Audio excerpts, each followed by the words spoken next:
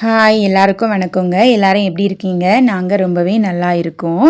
இன்றைக்கி நம்ம chicken gravy தான் பண்ண போகிறோம். சிக்கன் கிரேவியை மண் பாத்திரத்தில் எப்படி பண்ணலான்னு தான் பார்க்க போகிறோம். இன்றைக்கி நம்மளோட குவான்டிட்டி 1/2 kg சிக்கன். ஃபஸ்ட்டு மண் பாத்திரத்தை வச்சுட்டு அதில் எண்ணெய் ஊற்றிட்டு கடுகு அப்புறமா கருவேப்பிலை போட்ட உடனே கொஞ்சம் ஜாக்கிரதையாக இருந்துக்கோங்க. அது டக்கு டக்கு டக்குன்னு தெறிக்கும். அப்புறமா சிக்கன் மட்டன் அப்படின்னாலே ரொம்ப டேஸ்ட்டு கொடுக்குறது இந்த சின்ன வெங்காயம் தான். அந்த சின்ன வெங்காயத்தையும் ஒரு 20லேருந்து 25 சின்ன வெங்காயத்தை நல்லா கட் பண்ணி 2ஆக கட் பண்ணணும். பொடி பொடியாக கட் பண்ணக்கூடாது. 2ஆக கட் பண்ணி அதை நல்லா வதக்கிக்கணும். அப்புறமா இஞ்சி பூண்டு பேஸ்ட்டு ஒரு 1.5 ஸ்பூன் அளவு எடுத்துக்கணும். நான் இன்றைக்கி இஞ்சி பூண்டு பேஸ்ட்டு வந்து நல்லா இடித்து தான் எடுத்துருக்கேன். அப்புறமா ஒரு குட்டி உருளைக்கிழங்கையும் நல்லா போட்டு வேக வைக்கணும். உருளைக்கிழங்கு போட்டதும் அடி பிடிக்கும். அதனால் நம்ம கொஞ்சமாக மூடி வச்சுட்டு அந்த நீராவிலே அது வேகும். அதுக்கப்புறமா உடனே திறந்து பார்த்துடணும். ஏன்னா கீழே அடி பிடிக்க ஆரம்பிச்சிரும். அதுக்கப்புறமா குட்டி குட்டியாக நறுக்கி வச்சுருந்த ஒரு சின்ன சைஸ் தக்காளியை அதில் நல்லா கட் பண்ணி போட்டுட்டு நல்லா கிண்டணும்.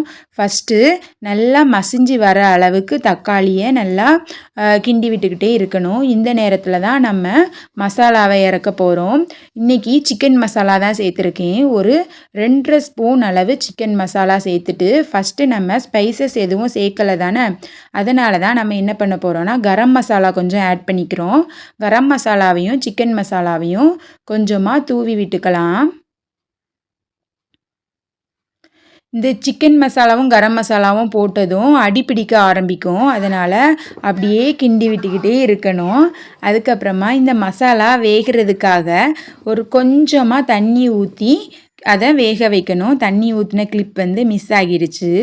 தண்ணி ஊற்றி நல்லா கொஞ்சமாக வேக வச்சுக்கிட்டே இருக்கணும். மூடி வைக்கலாம். அப்படியே நல்லா கிண்டி விட்டுக்கிட்டே இருக்கலாம். ஏன்னா நம்மளுக்கு மசாலா அடி பிடிச்சிடக்கூடாது. அதனால் இந்த மாதிரி கிண்டி விட்டுக்கிட்டே இருக்கணும். மண் பாத்திரம் யூஸ் பண்ணும்போது இந்த உட்டனில் உள்ள ஸ்பூனே நீங்கள் யூஸ் பண்ணுங்கள். இந்த சில்வர் ஸ்பூன் எல்லாம் போட்டோன்னா அது சரியாக வராது. அப்புறமா இப்போது சிக்கனை தான் இறக்க போகிறோம். மசாலா எல்லாமே கொஞ்சமாக எண்ணெய் பிரிஞ்சு வந்த மாதிரி இருக்குல்ல, இப்போது நல்லா கழுகி வச்சுருந்த சிக்கன் எல்லாம் போடணும். இன்றைக்கி 1/2 kg சிக்கன் தான், அதனால் குவான்டிட்டி கொஞ்சம் கம்மியாக தான் இருக்குது. சிக்கனையும் நல்லா அழகாக 1 by 1 எடுத்து போட்டுக்கலாம். மீடியம் சைஸாக கட் பண்ணிக்கலாம். ரொம்ப குட்டி குட்டியாக கட் பண்ணாலும் அந்த மசாலாக்குள்ளே சிக்கன் கிடக்கிறதே தெரியாது. அதனால் கொஞ்சம் மீடியம் சைஸில் சிக்கனை எல்லாத்தையும் நல்லா கட் பண்ணி எடுத்துக்கணும். பொரிக்கிறதுக்காக நான் கொஞ்சம் தனியாக எடுத்து வச்சுருக்கேன். அதனால தான் சிக்கன் இன்றைக்கி 1/2 kg ஆயிடுச்சு. சரி, சிக்கனை நல்லா கிளறி விடணும். இவ்வளோ நேரம் ஆகுது, நம்ம உப்பு போடலைன்னு யாராச்சும் யோசிச்சிங்களா? சரி, இப்போ நம்ம உப்பை சேர்த்துக்கலாம். ஆனால் உண்மையாகவே இந்த இடத்துல தான் நம்ம உப்பை சேர்க்கணும். அப்போ தான் அந்த சிக்கன்லேயும் உப்பு சேரும். ஒரு ஸ்பூன் அளவு உப்பு போட்டுக்கலாம். நான் எப்போவுமே கையில் தான் உப்பை எடுக்கிற பழக்கம் இருக்குது. என்ன ஸ்பூனுக்கு மாறலை. இந்த கையிலேயே எனக்கு அளவு எவ்வளோன்னு தெரியும். நீங்கள் ஒரு ஸ்பூன் எடுத்துக்கோங்க. 1 ஸ்பூன் எடுத்து உப்பையும் நல்லா போட்டு கிளறி விட்டுக்கணும். அந்த நீராவிலேயே வேகிற மாதிரி சிக்கனை என்ன பண்ணலாம், மூடி வச்சுக்கலாம். நான் அதுக்கு முன்னாடி எனக்கு தண்ணி ஊற்றிக்கணும். ஏன்னா இன்றைக்கி எனக்கு மெயின் டிஷ்ஷே இது தான். ஒருவேளை சைட் டிஷ் அப்படி வேணும் அப்படின்னா தண்ணி ஊற்றாமலேயே அதை வேக வச்சு இறக்கிக்கணும். இப்போ நான் ஒரு 1/2 டம்ளர் தண்ணி ஊற்றி நல்லா சிக்கனை பிரட்டி விடுறேன். அந்த மசாலா எல்லாமே அந்த சிக்கன் கூட சேர்ந்து வர மாதிரி நம்ம இன்றைக்கி நல்லா கிண்டி விட்டுக்கிட்டே இருக்கணும். அந்த உருளைக்கிழங்கு அப்புறமா தக்காளி எல்லாமே குட்டி குட்டியாக மசிஞ்சு நல்லா வெந்து வரும். சிக்கனை நம்ம இந்த நேரத்தில் என்ன பண்ணக்கூடாது, ரொம்ப கிண்டிக்கிட்டே இருக்கக்கூடாது. அதை கொஞ்சம் வேகிறதுக்கு நம்மளுக்கு டைம் கொடுக்கணும். அதனால் நம்ம மூடி வச்சிடலாம். ஒரு 5 நிமிஷம் ஆனதும் நம்ம ஓப்பன் பண்ணி பார்த்துக்கலாம் எவ்வளோ வெந்திருக்கு அப்படின்ட்டு. சரி, ஓரளவுக்கு நம்மளுக்கு வெந்திருக்கும். அடி பிடிச்சிடக்கூடாது. முக்கியமாக எந்த டிஷ் பண்ணாலும் நம்ம சூப்பராக செஞ்சு சாப்பிடணும்.